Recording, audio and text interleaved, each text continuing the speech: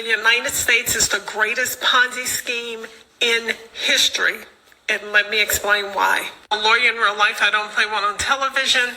I am embarrassed to say that I am just fully coming to the realization that the United States is a huge Ponzi scheme, and we are seeing the collapse in real time.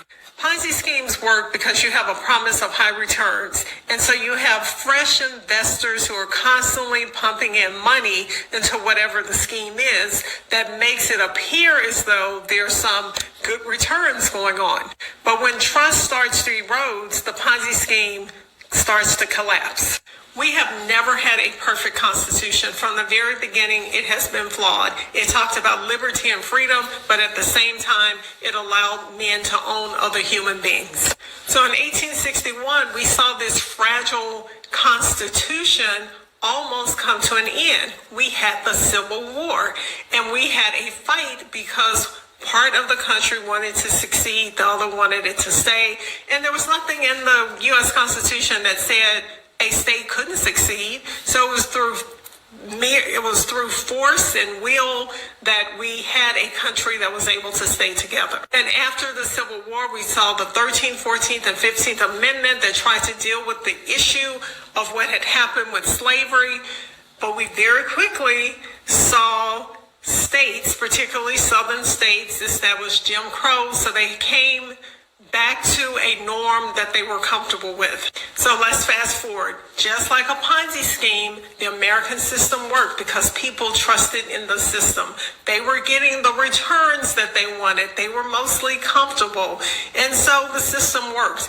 And mostly we had people who were willing to trust the system, follow the rules, follow the Constitution. But what happened in 2020? So in 2020, here comes Donald Trump. He refuses to concede defeat in the election. And then you had a bunch of people who trusted him, who said, no, this election was stolen. They were so convinced of that they decided they would storm the Capitol on January 6th. So we began to see the breakdown in the norms that we had depended on. We started to see people believing things that were clearly not true, behaving in ways that were the exact opposite of what this Constitution that we depend on said we should do. So this big lie about 2020, it now becomes a rallying cry for people in 2024. And what happens in 2024?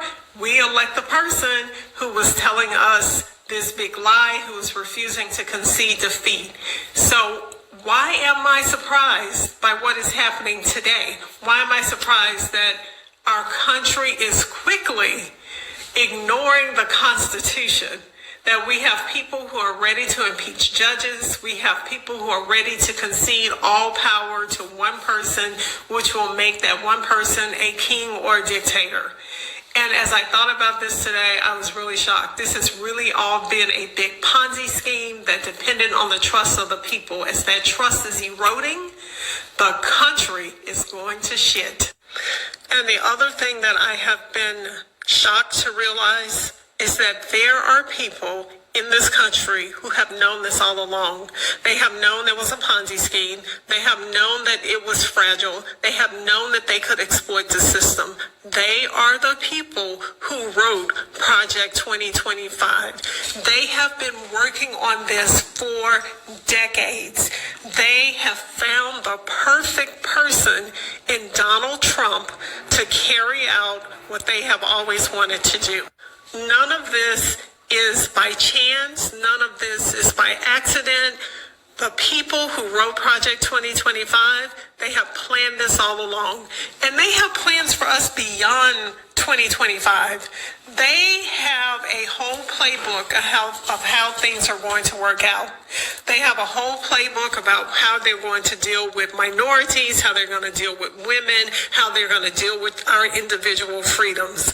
The really sad part is that there are a lot of us in this country who have trusted the other party to have a solution for us, and they don't have a solution.